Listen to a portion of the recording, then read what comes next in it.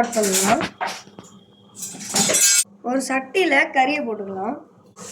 இப்போ ஒரு 4 டம்ளர் தண்ணி ஊற்றிக்கலாம்.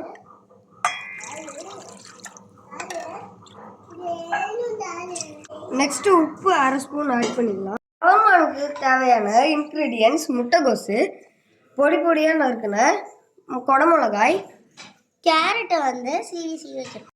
நாங்கள் ஆல்ரெடியே சிக்கனை பிச்சு வச்சுட்டோம் பாருங்கள். நம்ம அந்த மாவட்டு வாசுக்கு முன்னாடியே வந்து பனைஞ்சு வந்து வச்சாச்சு. அதுக்கப்புறமா மாவு எப்படி பனைஞ்சோமோ அதை நாங்கள் நெக்ஸ்ட் வீடியோவில் காட்டுறோம். 2 ஸ்பூன் ஆயில் விட்டாச்சு. அதில் நம்ம வெட்டி வச்ச ஆனியனை போட்டுக்கலாம். வெங்காயம் வதங்கிடுச்சு. ஒரு 1/2 ஸ்பூன் இஞ்சி பூண்டு பேஸ்ட் போட்டுக்கலாம். 2 பிஞ்ச் அளவு மஞ்சத்தூள் ஆட் பண்ணிக்கலாம். நெக்ஸ்ட்டு கேரட் ஆட் பண்ணிக்கலாம். இப்போ கேபேஜையும் குடமிளகாயும் ஆட் பண்ணிக்கலாம். நெக்ஸ்ட்டு சிக்கன் ஆட் பண்ணிக்கலாம். ஒரு 1/2 ஸ்பூன் சால்ட்டு போட்டுக்கலாம். ஒரு 1/2 ஸ்பூன் பிளாக் பெப்பர் போட்டுக்கலாம். 1 table spoon garam masala add பண்ணிக்கலாம். ஷவர்மா குப்பூஸில் இப்போ நம்ம மைனஸ் தடவ போகிறோம். மைனஸ் தடவியாச்சு.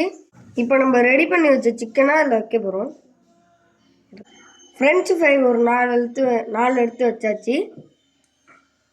இப்போ நம்ம மேலே ஜாம் ஊற்றிக்கலாம். சாரி, ஜாம் இல்லை, இது டொமேட்டோ சாஸ். மேலே மைனஸ் கொஞ்சம் தடவிக்கலாம்.